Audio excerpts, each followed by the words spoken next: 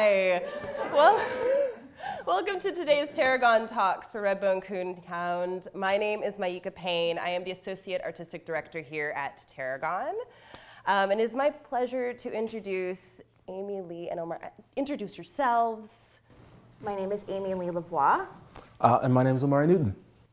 And they're the writers and creators of Redbone Coonhound.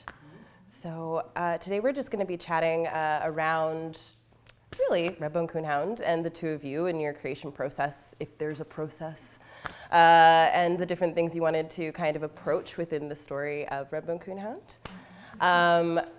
First off, I would like to just say and thank you for all of you being here. This is the biggest crowd we've had for Tarragon Talks, so we were rather surprised. We had to grab some extra chairs, so thank you for your patience. We were definitely not expecting such a beautiful turnout of humans, so thank you for being here. Okay, so I guess to start off, you two came in from Vancouver. Last night. Last night. Uh-huh.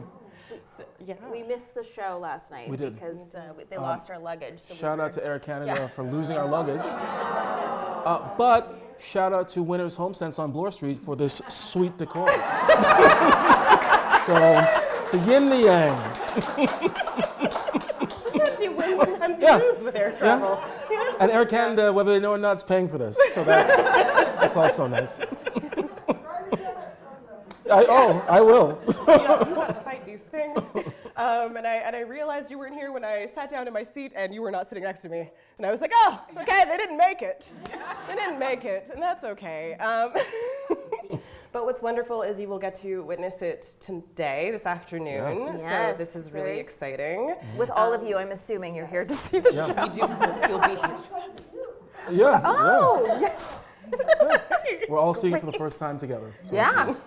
However, the one that was done in Vancouver, you directed, Omari, right? I did. I co-directed it with my dear friend, the artistic director of the Arts Club Theatre, Ashley Corcoran. So. Okay, nice. And can I ask, how was the reception in Vancouver to this play? It did, knock on wood, it did really well. Audiences were very excited. It was interesting to see different jokes or commentaries landed with different people depending on demographics. Yeah. So that was interesting. But we got great reviews and we made our money back, which in theater it's like a $500 million opening. Yeah, I know. This is what you want out of a story. Sure. Yeah. Can you tell me a little bit more about the demographics you were trying to hit when you were looking at a story like this? Well, to be frank, there's not that many black people in Vancouver. So it was interesting seeing, obviously because the play deals with issues of race and gender and the complexities of intersectionality. And I know that sounds super academic, but it is also very funny. It was interesting just seeing how different audiences got different things. Mm-hmm. Yeah. Yeah. Okay, so when we're talking about intersectionality, because we're looking at an interracial conversation, really, and so the two of you, clearly, interracial relationship here, it's clearly, really? I wasn't certain. But when you're looking at those kind of conversations, how do you approach that type of intersectionality, that type of conversation in a play like this? Well, it's through the lens of our marriage. So Mike and Marissa are, it's not totally based on us, but it's inspired by us, because I don't want you to watch it and then make judgments when you turn around and see us. Partially autobiographical. The premise of the play is completely, almost verbatim. Yeah. Not really, but almost verbatim of what happened to us on the seawall. So I think in life, Omari and I are constantly sort of educating each other on lived experiences. I certainly can empathize and partially understand what Omari goes through on a daily basis, but I will never fully understand.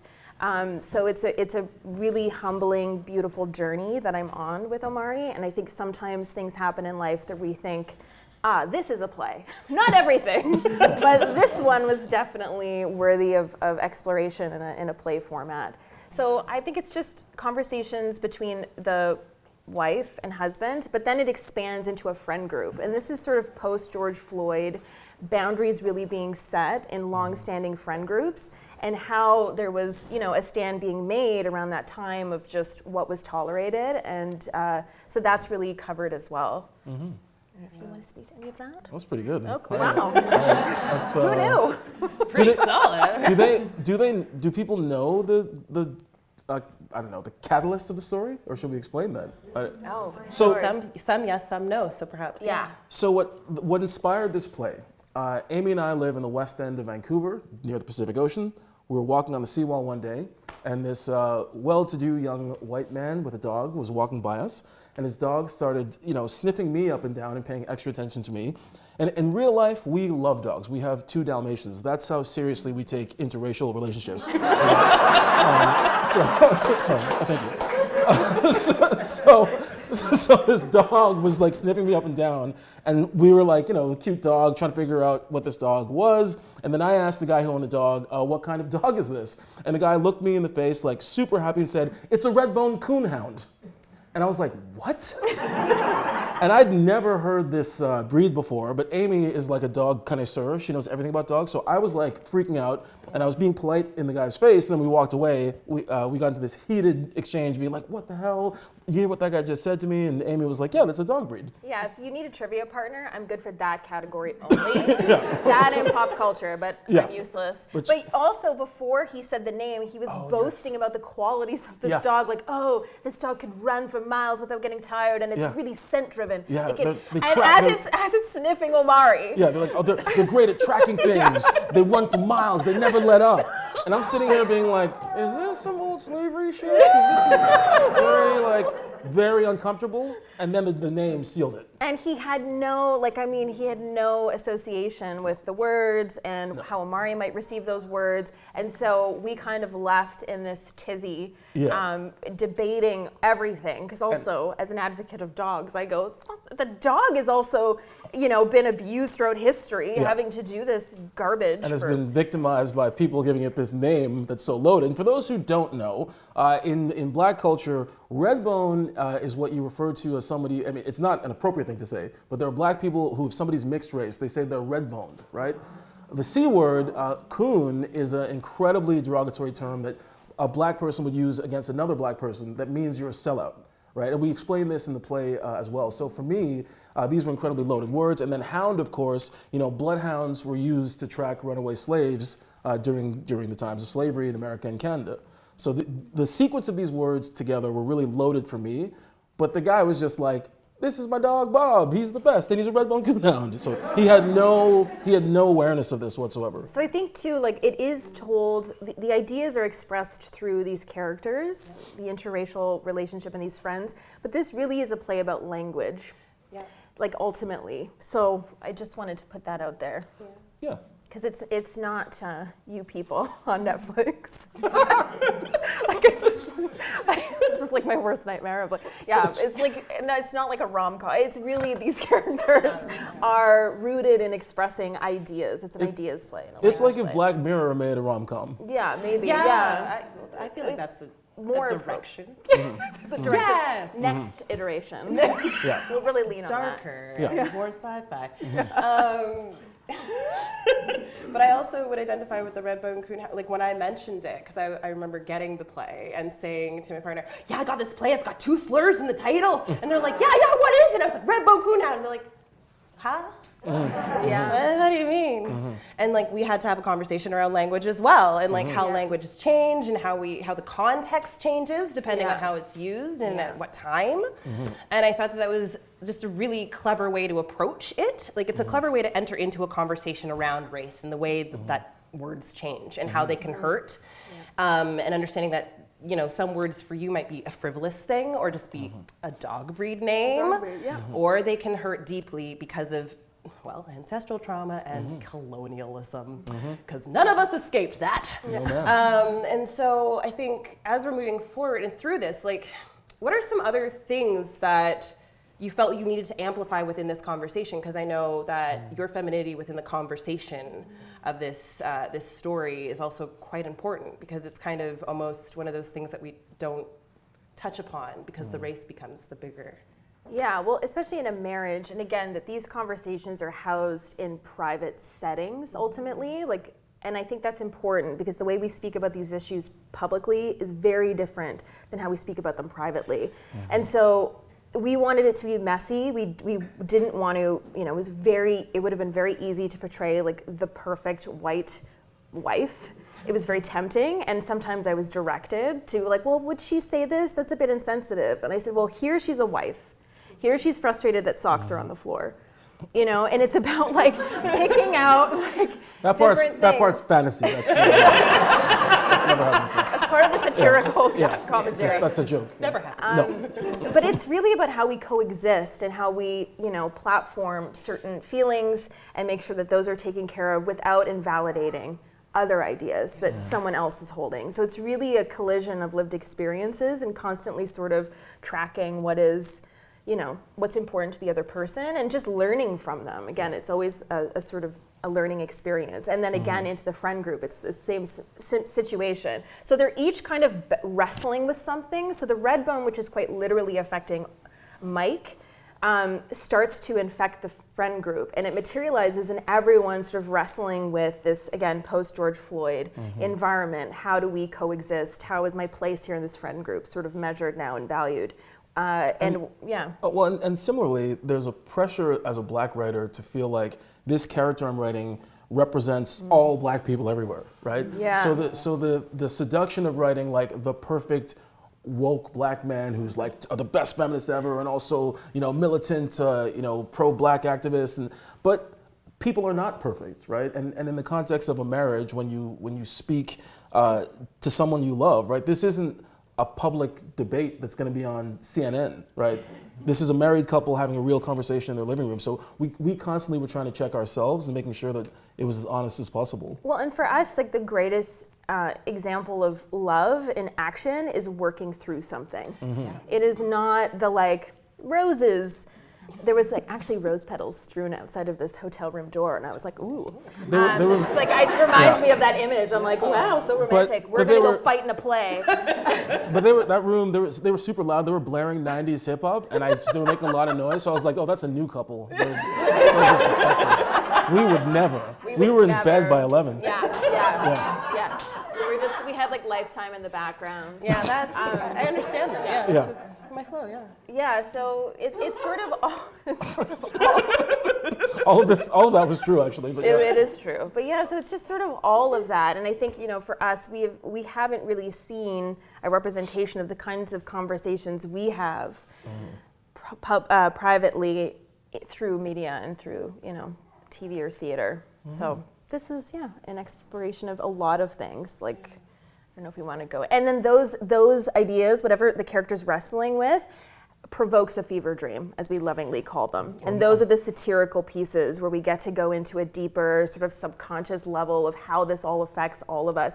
Because we're all living with this DNA that we don't know what to do with. Some of us don't know what to do with. So yeah, it's wild. And we don't know how to have the conversation either. No. And I think that this play is a good representation of us attempting to have those conversations with our friends and our close ones, because they can be really treacherous, because we're all holding these extra things underneath it.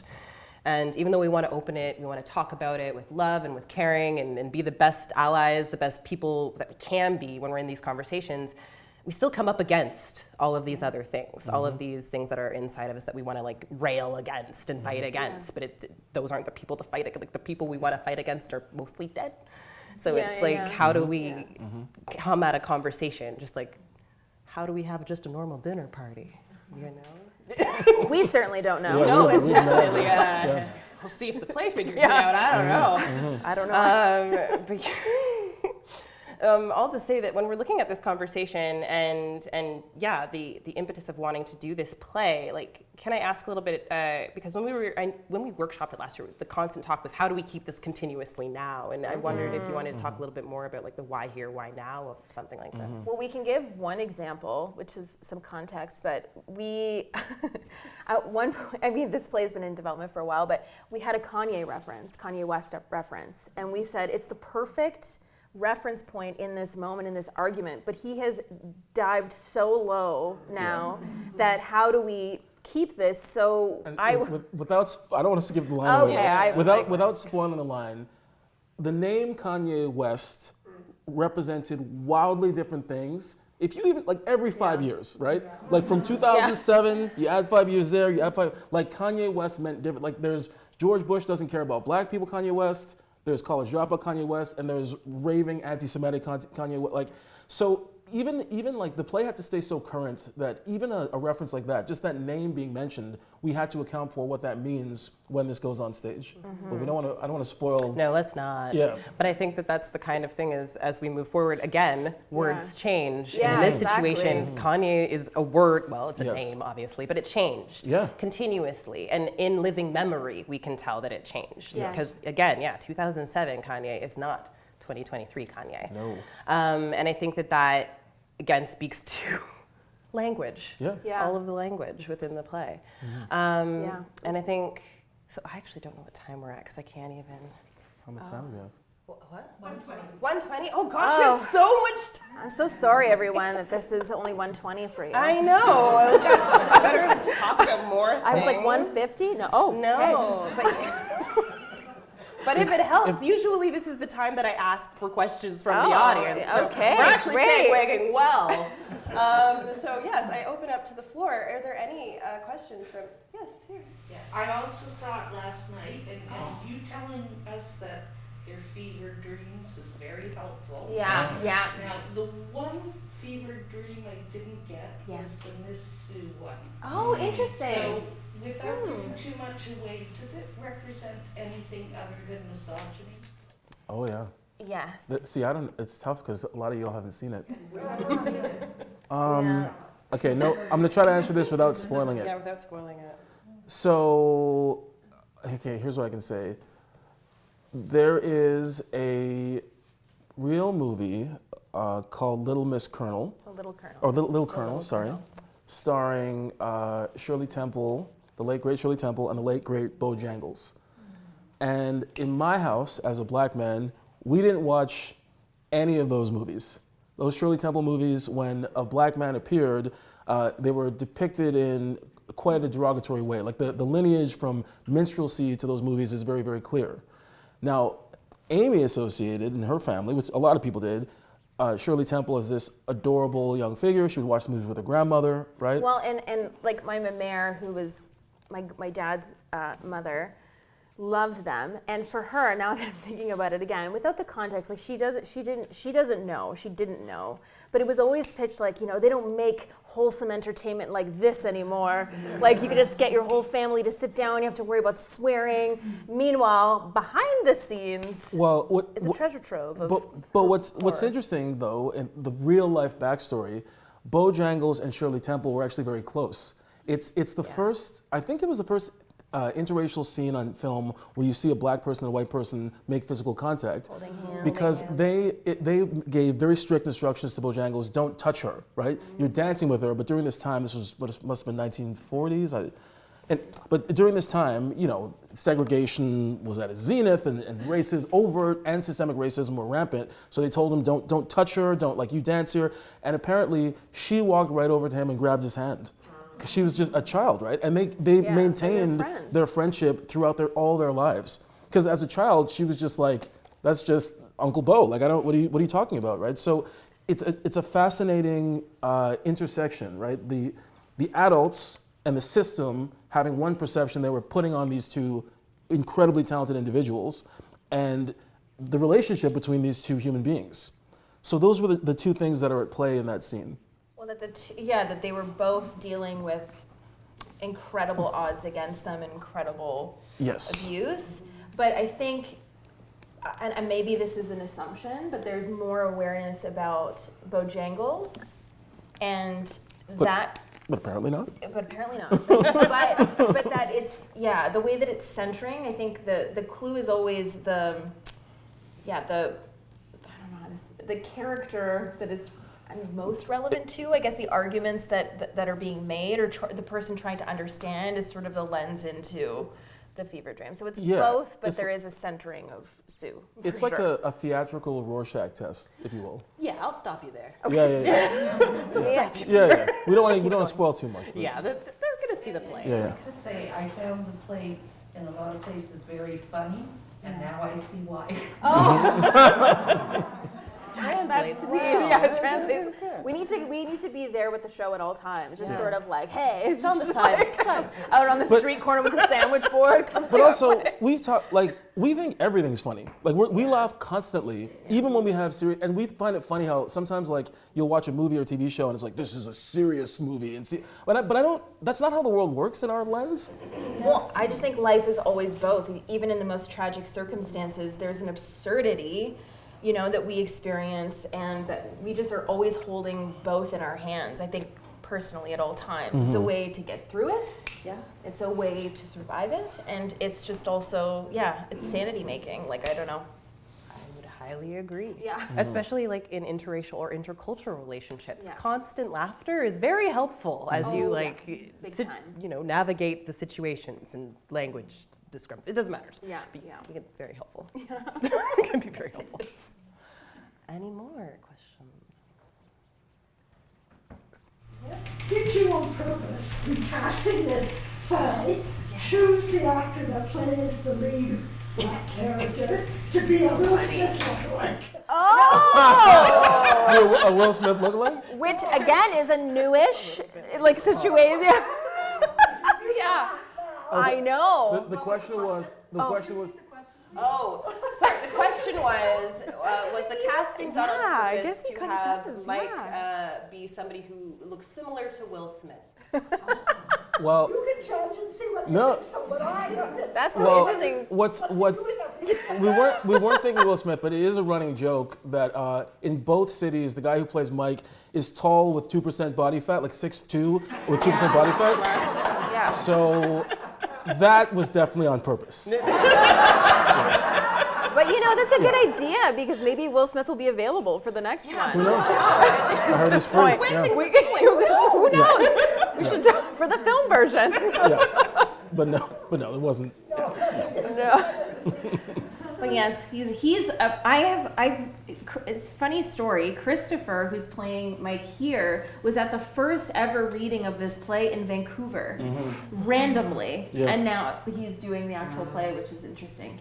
Apparently he's like the loveliest man. He's lovely. I went to can't wait. university with him. Oh, nice. He's a lovely human being. Okay, I hadn't actually seen him for a very, very long time. Oh, and they're cool. like, we cast him. I was like, oh, that's lovely. It's great. It's great. We did a Gilbert and Sullivan once. It was terrible.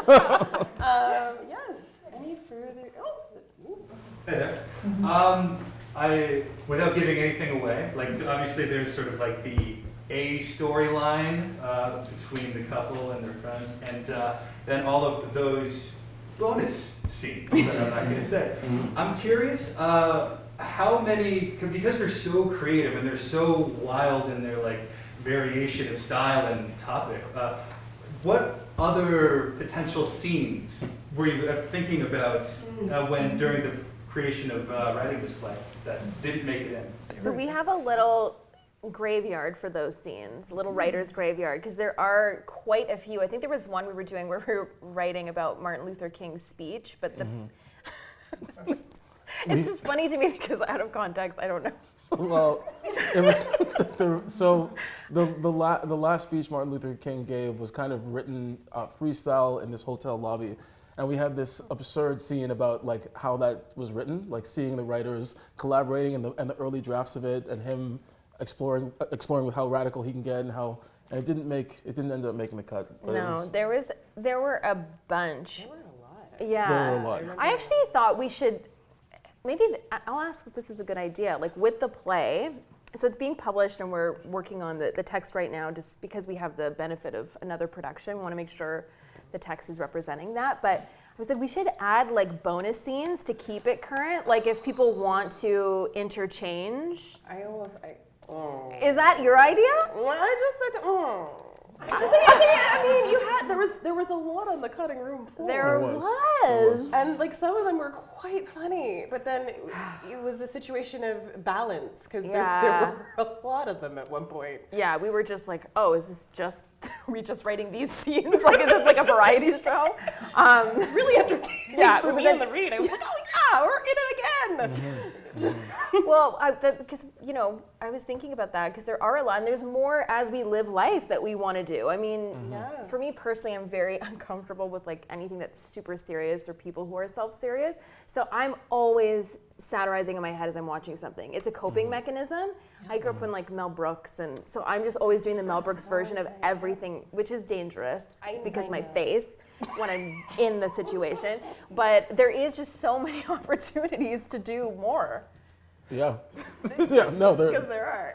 well, and also, there's such a fine line between like sharp satire and just being offensive. Yeah. And always seeing like when you've cried. And a big part of the rehearsal process was in the scenes that made it to the stage, figuring out what the line was. Yeah. Like we would try stuff and like we might be laughing, and then everyone went like, "Oh, maybe we can't do that." Yeah. So it's How far could we push the boundary? Yeah. Yeah, it's a very vulnerable process for everybody involved, right? Because you all have to come in with an understanding that to know the line, you might have to just dip your toe on the other side. Yeah. So we were always paired with like really, really collaborative, generous, people to work with in that way. So it is strenuous to choose the fever dreams. Like they're difficult in that way because they have to, they have to work. They have to be potent, but they have to be sensitive enough that they work. Which also speaks to like a broader conversation about the state of art and art criticism today, where it's a scary time to be an artist, right? Like there's a lot of talk about cancel culture, and I feel like a lot of examples of cancel culture are actually just accountability happening, right? But there is a fear as a writer now that especially in early drafts of something, when you're exploring controversial subject matter, if an audience or a company is offended by your attempts at finding where the boundaries are, and you get canceled, right, with that backlash, it does sometimes encourage like a self-restraint or a self-editing amongst artists where you're too scared to even try to explore it. And I've heard a lot of like stand-up comedians talk about this, that they're afraid to go test out new material because there's somebody sitting there, secretly with a cell phone who's going to post a bit in progress online and destroy their entire life, right? So yeah, I guess it just speaks to like, it's a scary play for us in a lot of ways. I mean, some of the reactions that I have personally gotten, even from this version, have been pretty shocking. Yeah, I've heard stories. Yeah. What stories? Was I in a cave? Oh, you know. Which? See, Wait, maybe don't say anything, but I actually don't know what the you mean. email, the dude who. Oh. Yeah. Yeah, but. Again, I'm tracking it because I actually don't want to spoil anything, and talking about it before you guys see it could spoil stuff. But the some tone deaf ironic criticisms that I received from members of my own community were shocking, because they clearly the person missed the entire point of the piece, and didn't realize they were perpetuating exactly what we were calling out. Which I think is the danger sometimes, is people don't actually see the over arc. They just see one thread and then they just latch onto that thread and go all the way through on it, never seeing anything that surrounds it. Yeah. And that can be an unfortunate thing. But Oh, yes, here. Yeah, if there are 4 buckets, which category would you put the black character in? One with Canadian-born experience, American-born experience, Caribbean-born experience, or African-born experience? See, that's a fascinating and ironic question. I am all of those things. Like my parents are from Trinidad and Tobago. I was born in Montreal. Popular culture in Canada is heavily influenced by America. And as someone who understands history, I know that my ancestry runs to Africa. I just don't know where because of colonialism. And the play actually overtly addresses the question you just asked. Oh. I hope you like it.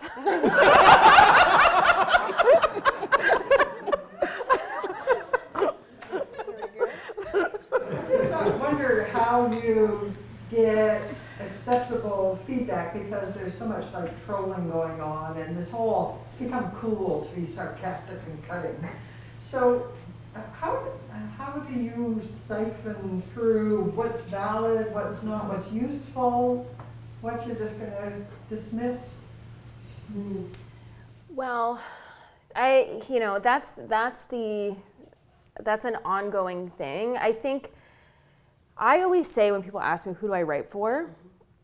I would say right for me, and everyone's welcome to watch, because I'm only the arbiter of my own experience and my own craft, and I know when something is meeting my metric of quality and what I want it to be for me.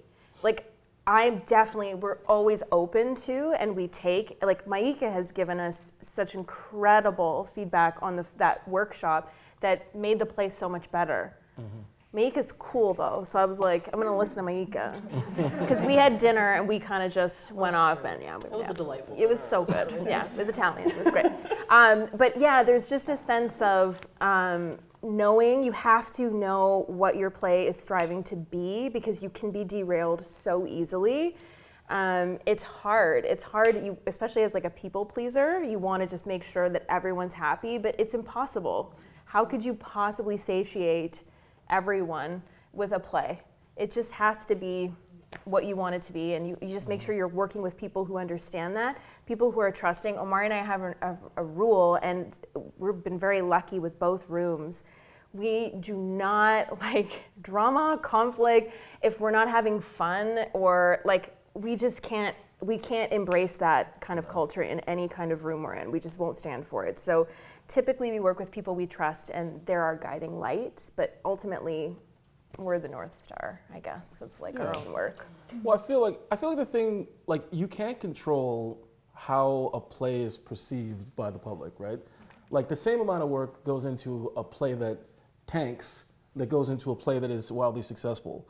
But what you can control is everybody feeling respected. Yes. And everybody having a good time, and everybody feeling safe, like they can explore. So if you're gonna control one of them, you can control that, and then from that place of, I hope, love and collaboration, the potential for something great can happen. You just never know. And I guess you can't endeavor to write something that is inherently polarizing, given the characters, and then expect the play to be like, we all loved it. Like, you know what I mean? Like, it's just never the goal for me. I know, like, 5-star reviews, everyone's sort of like, yeah. But I just go, that's impossible. I get suspicious when that is the case. Because then who's talking? Who's fighting over the thing? Yeah, like, I'm hoping exactly. somebody goes away with a debate at the end of this, or a conversation at the end that is fruitful, right? Yeah. And in order for that to happen, not everybody can be happy. No. And that's it's an unfortunate fact, but still 5 stars. Yeah, I know. We need the 5 stars. No. And I also remind myself, not to be too graphic here, but like, Martin Luther King was considered a sellout by some factions during his time, and was also assassinated by the establishment. So if that brother can't have like universal appeal, I am not even gonna try.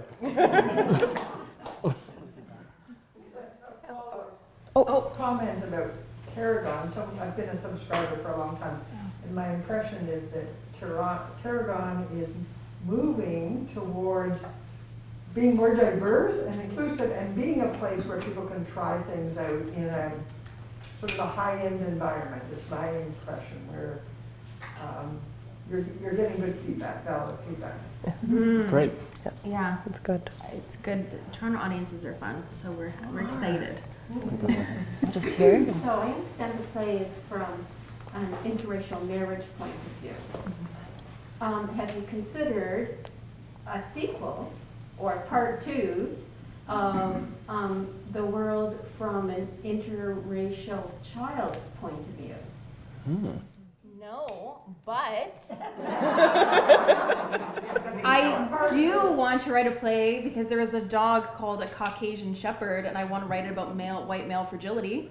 That's my sequel, but And Just a dog. and actually, ironically, an early, it wasn't a draft of this play, but an early play we were working on was about Grasp. called Grasp, which is yet to be written, but Tell Tarragon to do it. right, okay. Tarragon? No. It was an interracial couple, and their struggle with their decision to have children or not, and what the implications of that would be. So we have definitely, we've thought about that idea of what that lens would be, but this one kind of consumed our lives. So. Yeah, because like we don't have children, like we have dogs. Oh, which are children, but not really. Those are our children. Those are children, but they do we do get the question a lot, like, oh, there's a lot of boundary crossing about us with kids because people just want to see what they're going to come out like. And I go, oh, well, yeah, sure, I'll take a picture for you. Like, I don't know. So there is something really interesting even from that lens, like going into, yeah. Okay, well, we're gonna have one last question over here.